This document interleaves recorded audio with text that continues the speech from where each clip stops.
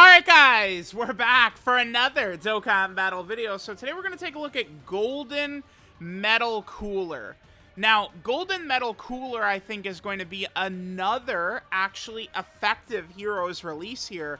A character who is going to be able to legitimately help out in some of these fights. Let's quickly go over some of the stuff that he's doing.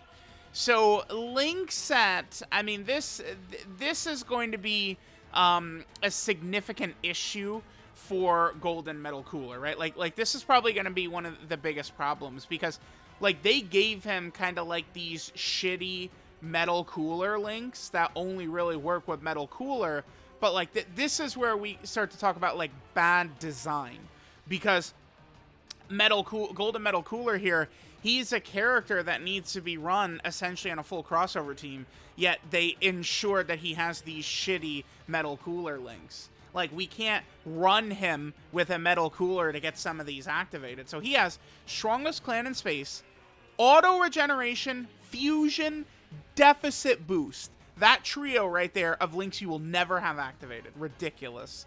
Shocking Speed, Cold Judgment, and Shouting Limit. Let's just take a look at this. So this right here, this is Auto Regeneration. All right, look at this. Again, you have to run him on a full crossover team, man. Like, so you're not getting this shit. Okay, now let's go and take a look. This is whatchamacallit, Fusion is the link. Oh, boy, that's crazy. Okay, sure. Now let's go and take a look at Deficit Boost. See what, oh, man, yeah, not really so much, huh? So that's kind of like the big issue with Golden Metal Cooler is that, right? I think, like, I mean, whatever. Okay, so he gets 200% attack and defense at the start of turn. He gets an additional 80% attack and defensive HP is 50% or more on super attack, that buff is. He gets an additional, it's a 70% chance of being a super. He gets 20% damage reduction at the start of turn. Then he gets 1 key up to 5, 40% attack up to 200%, and damage reduction, 8% damage reduction up to an additional 40% per crossover category ally in the team. And then he seals his own super attack if you're under 20% HP.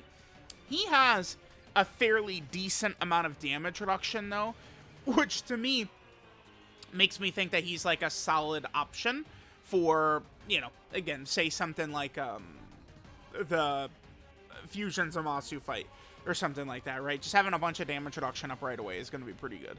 And then his super attack effect looks like he's getting 50% attack and defense. So, I mean, that 87k right there certainly does not elicit a lot of, that's not super great, huh? 87k? Turn 1? We have Shocking Speed, and we also have Cold Judgment activated. Damn, dude. So he's at that defensive level, and that's with Cold Judgment up. So a lot of his defense is coming on super attack. I'm going to want to see exactly how much damage this kid is taking from Fusion Zamasu. I'm going to be very, very curious to see that number. 7 million we get right here. Okay, sure. Remember, he has an additional 70% chance of super. It's only a normal for us. Hidden Potential System. Oh, we got it. Nice. Hidden Potential System, additional super. That's a W. We love that. We love that. Okay, perfect, perfect. So remember, every super attack he does is giving himself 50% defense. It's going to be difficult.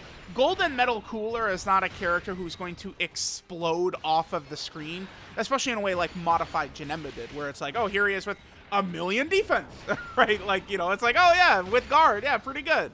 But like, you know, Golden Metal Cooler, I mean, he's just a damage reduction character, right? So it's like we see him with 87k defense at the start of turn. That doesn't look very good. But I think Golden Metal Cooler is going to be a very runnable character. I am not really super like bothered or anything like that by the fact that he seals his own super attack under that HP threshold. I don't think that that's going to be a terribly big deal, because I was a little concerned about the hero's team's damage.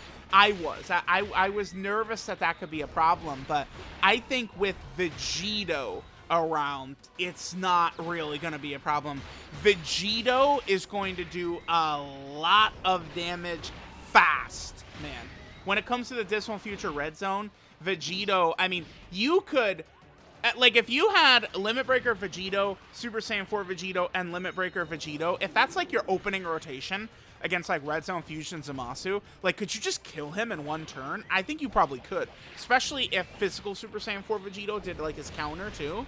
Like, you could do insane amounts of damage. Like, there could be turns like that where you could finish some of these bosses off super fast, with Vegito. I think Omega, like, we're not going to be able to go through as fast, because remember, you need int characters to sort of penetrate Omega's defenses, but not really going to be too much an issue. All right, so we have a good turn here for Golden Metal Cooler.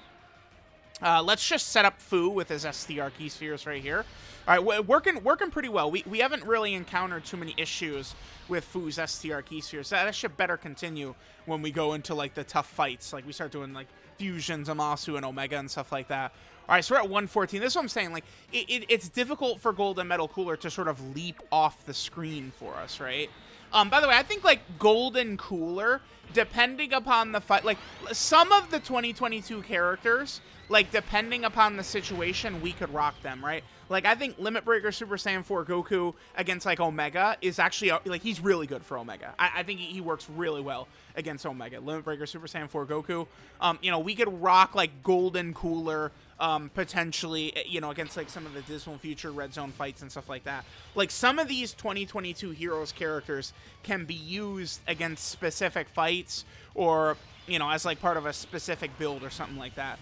Most of them just had heavy, bad conditions was kind of, like, the major issue with the 2022 characters. But when they're kind of, you know, under the umbrella of the far superior 2023 characters, you know, things are going to be working out quite a bit better for some of these units, right?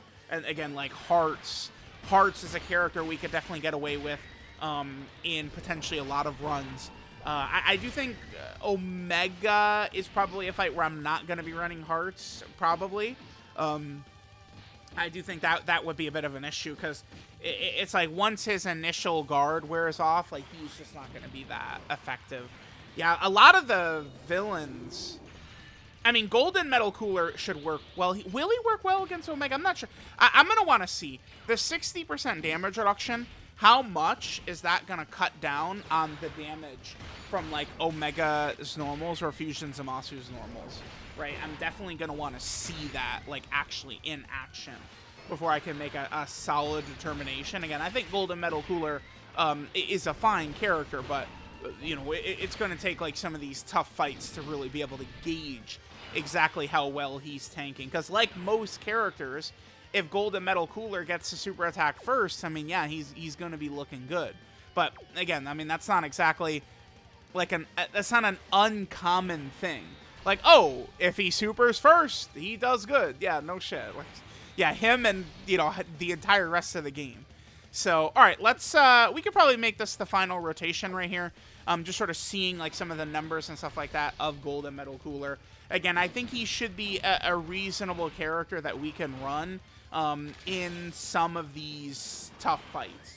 I do think so. I don't think that they made Golden Metal Cooler super underwhelming or anything like that. Like, having that level of damage reduction, like, once you start to get above 50%, like, now you're talking about a much better level, right, of defense. So that potentially could be pretty good. So the Heroes team, man, again, I mean, Dokkan, I think that they really did a good job this year. It's a nice sigh of relief, because, you know, we're let's just say that we are used to the nonsense with these Heroes characters, man.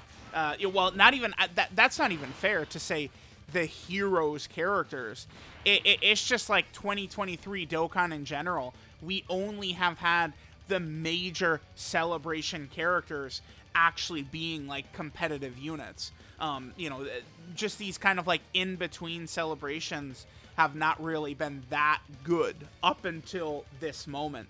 So now I'm potentially excited. Like, it would be weird to me if they dropped Heroes this good and then the next Dokkan Fest was just, like, terrible. Like, I don't really expect to see that. So I think maybe we're kind of probably out of that period where Dokkan was releasing really bad, like, you know, monthly Dokkan Fest like type characters, stuff like that. So that's pretty good. Let me know what you guys think about Golden Metal Cooler. Thanks guys for watching, and I'll catch y'all next time.